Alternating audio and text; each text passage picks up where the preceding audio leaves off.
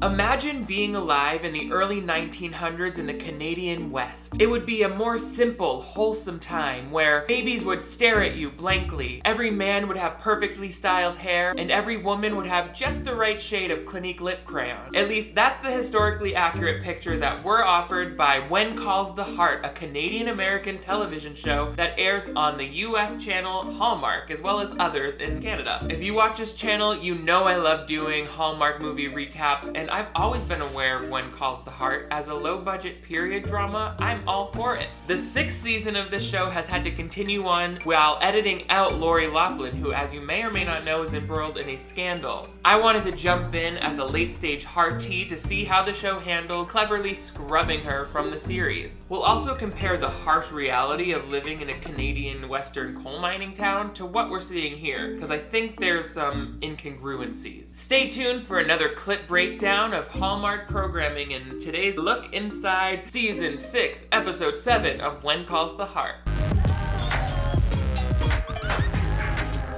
Hello television viewers, my name is Nick. Thank you so much for joining me once again on my channel for another clip breakdown. This is the playlist where we dive into some TV programming. I particularly like Hallmark movies and other family-friendly comedies and stuff like that. And I recap it for you by taking a look at some of my favorite parts. We're gonna dive into When Calls the Heart, but first make sure you give this video a big thumbs up if you want even more clip breakdowns just like this. And if you're new to my channel, make sure you hit that subscribe button. It looks like this right over here. That way you never miss new videos from me. I upload 2 new ones every week. Now, I was worried that I wouldn't understand this show, having never really watched a full episode before, but it's pretty easy to understand. A school teacher named Elizabeth has moved to this small coal mining town called Hope Valley, where she has a very slow-moving love life with several different men throughout the course of the series. It's very wholesome, everybody's very nice to each other, and everybody looks really clean. I don't know when the actual coal mining happens, but we never see that. One of the men involved in Elizabeth's life is Nathaniel. He's a Mountie, and for some reason, he's got this daughter. Isn't Cat's Cradle more fun with 2 people?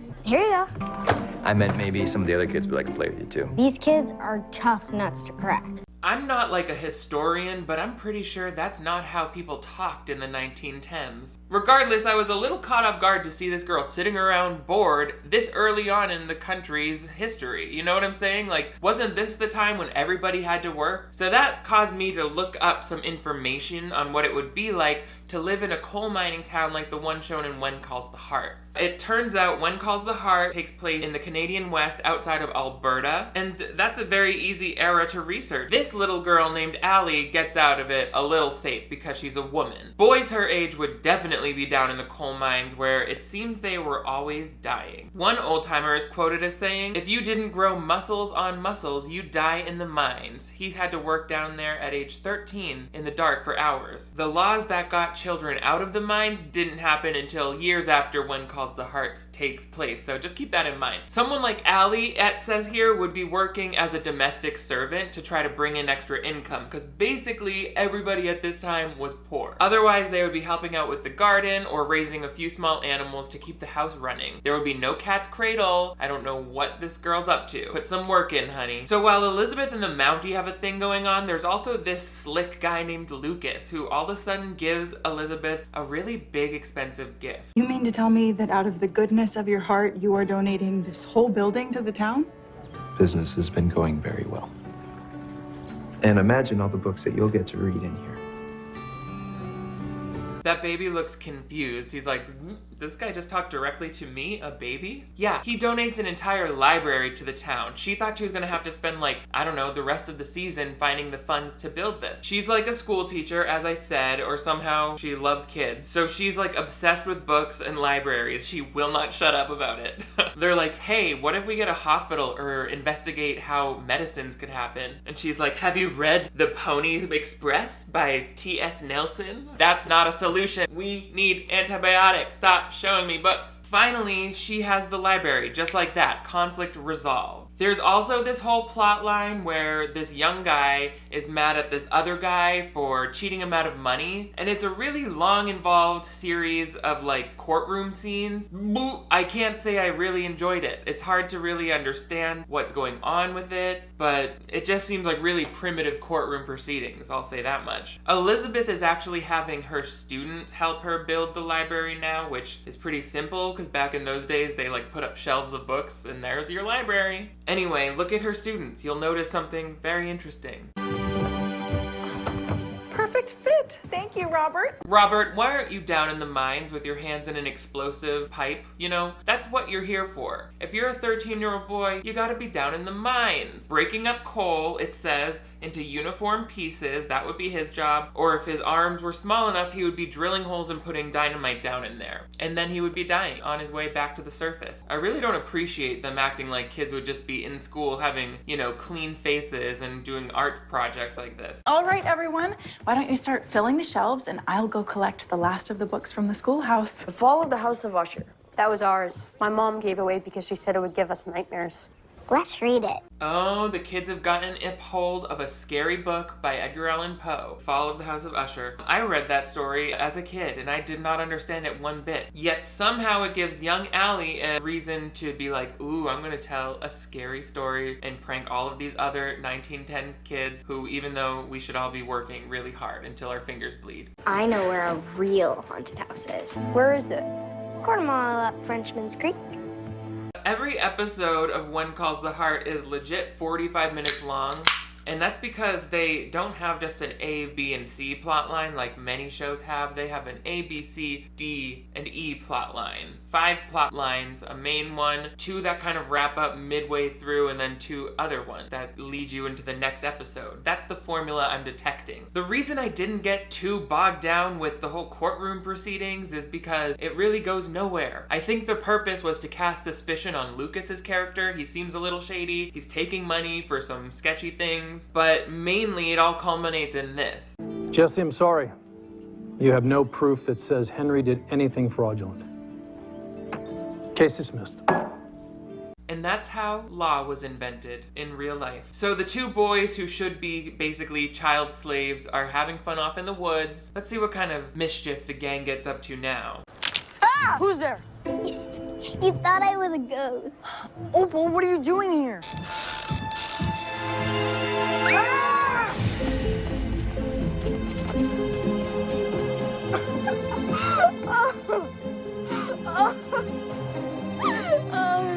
She's laughing way too long at that prank.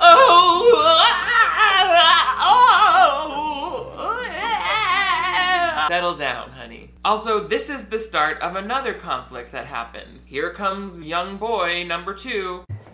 Miss Thornton, What's wrong? we went into the woods and there was this ghost. Everyone ran, but I don't know where they are. When I ran, I thought Harper and Opal were behind me, but they weren't. Robert, hurry on home. Understood? Okay, so we didn't get to see that, but somehow we lose 2 of the kids in the scuffle. Also, what is the deal with this woman, Elizabeth? Is she the whole town's mother? Like, why would that kid run right to her? You helped me build the library this morning. You're gonna run to my personal home later on and tell me you lost your friend? Go to your parents' house. This is not my job. But apparently it is, because she literally leaves her baby with that woman. There's a lot of, like, helpful, caring women in this town who will watch this one baby. They're like, oh, your baby is my baby. Really crowdsourcing that childcare. And it's during one of these babysitting sessions that this woman, I think her name's Rosemary, she has a hard conversation with her husband. Hey, sweetheart. Shh. Oh, sorry. Elizabeth just had an emergency. Oh, hope it's nothing too serious. For a town where someone could have died in a mine shaft, it probably was something serious. You can't just act like it was nothing serious. Oh, I'm sure she's handling it. Hi. Also, shout out to the baby for giving some more serious side-eye in this scene. He's always looking at people like, that's not what's on Rosemary's mind. I don't think I can give you a child. I know it's my fault. You don't know that. You don't know that at all. It could just as easily be me. What if it doesn't happen for us? We face it together. So Lee and Rosemary can't have a baby. They've been trying really hard. That's all the detail you need in Hope Valley, okay? We don't talk about... You know, Lee makes a really good point. She really wants to blame herself for not being able to conceive, but you don't know. Doctors don't even exist at this point. Later on, someone breaks their arm and nobody knows what to do with themselves. If you can't have a baby, you would just be like, well, I guess that's the end of the road. 1910 was a different time. That's a great insight, Nicholas. Thanks. All right, now to the injured children portion of the show. What happened? Opal tripped when we were running. Oh, It hurts. we're gonna take you to go see Dr. Shepard, all right? I'm really sorry. Lift up a little bit. There you go. I don't know what that kid's sorry for. I mean, he just went out to the woods and he told that girl she's too young. She followed them and then trips over a log. Come on, it's Opal's fault. Also, shout out to the name Opal. I want that to be my name. Legally changing it. I'm sorry you got hurt. She'll be as good as new in a couple of weeks. How did you make the rocking chair move? That wasn't me. I just had a string to it. Great line delivery, Allie. That's add string to it. Also, can you please tell me why the doctor's treatment of the broken arm is the exact same thing that Elizabeth did in the middle of the woods at night? Really advanced caretaking. Thanks, bro. Elizabeth basically confronts Lucas and is like, I hope I haven't been giving you mixed signals. And then Lucas has this amazing quote. If I have in any way led you to believe... Now, I'm not going to deny that I was aware of your beauty, but as I got to know you, I became fascinated by your goodness. I'm not going to deny I was aware of your beauty, but over time I became fascinated by your goodness. Ew, whatever you just said, get away from me with it. Okay guys, it's time for plot C and plot D. The telephone operator, who is old-timey as hell, she gets word that Johnny Boone is in town, a criminal, who apparently is well known in these parts for his non-violent spree of crimes. I heard about Johnny Boone. Yeah, there's reports that he was spotted at Rock Creek.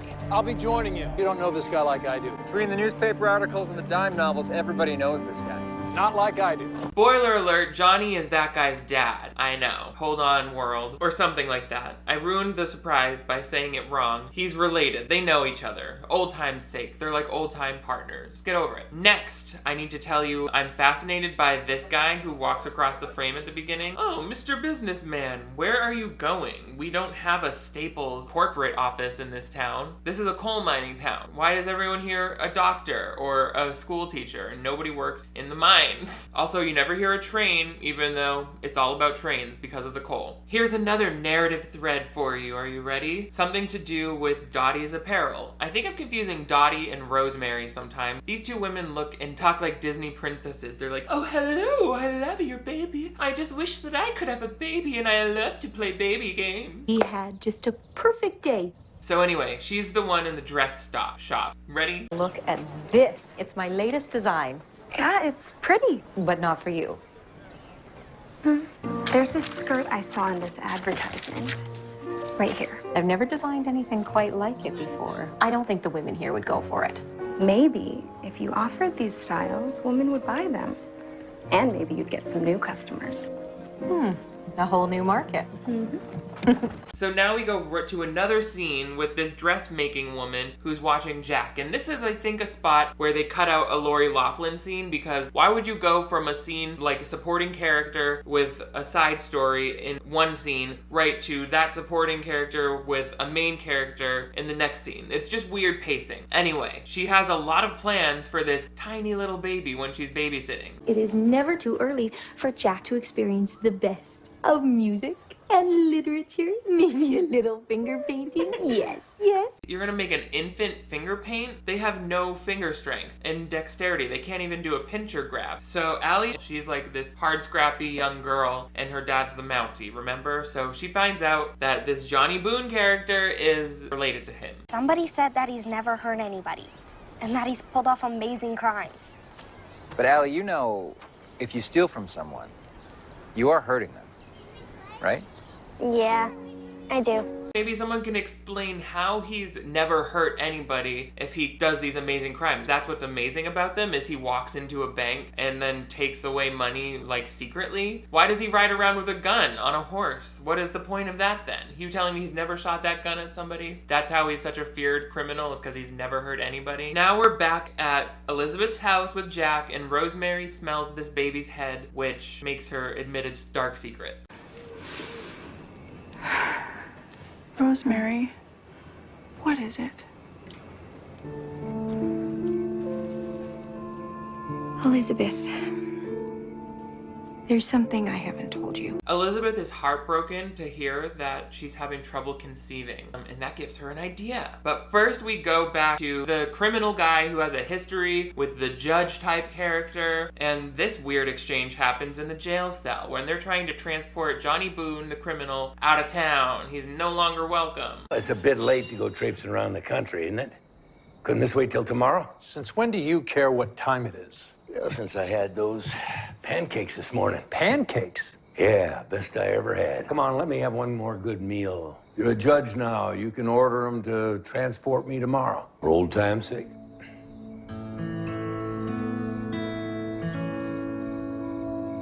Old time's sake, you ate prison pancakes in the olden days? I don't understand what you're talking about now. Also, pancakes? What kind of jail in 1910 was giving people hot pancakes in the morning? And now we're bouncing right back to a storyline with Rosemary, Lee, and of course, Jack and Elizabeth. This baby gets so much screen time. I don't know, they must have triplets standing in for this kid, because every 2 minutes it's on the lap looking at someone across the way. She's got an important parenting question for Lee and Rosemary. There's something I'd like to ask you both.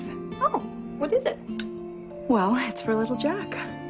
Of course. Anything for little Jack. Of course we'll do it. Don't you want to know what it is first? Oh, I'm with Rosemary on this one. If it's to do with you guys, we are in. Now, I've thought about this, and I'd like the both of you to be his guardians.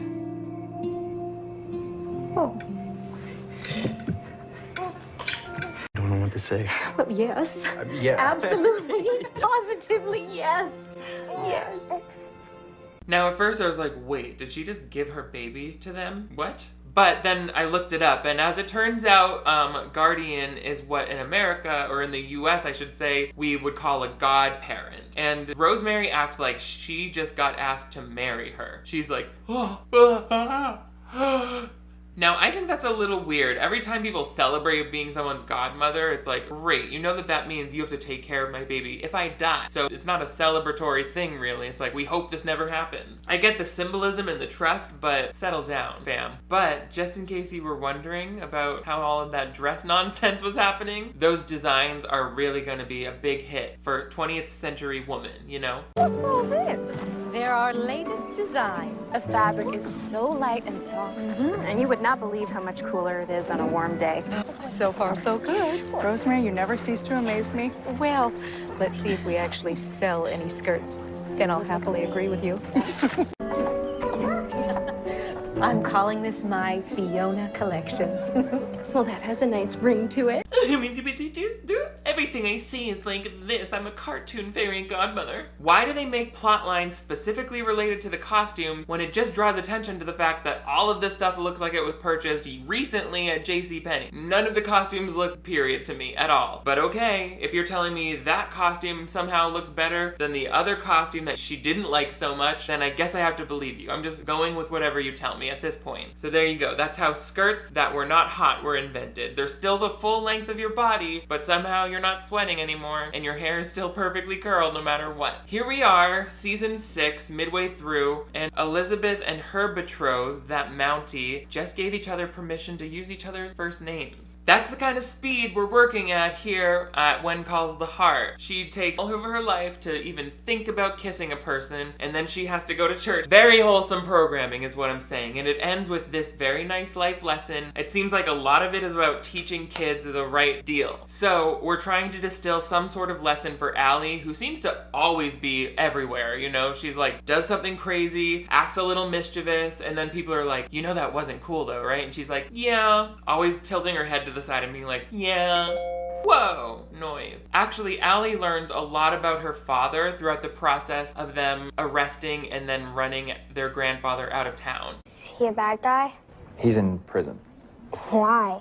Well, Grandpa deceived people. He thought that that was the only way he could provide for his family. Was it? No, it wasn't. Is that why you became a Mountie? To be different than him?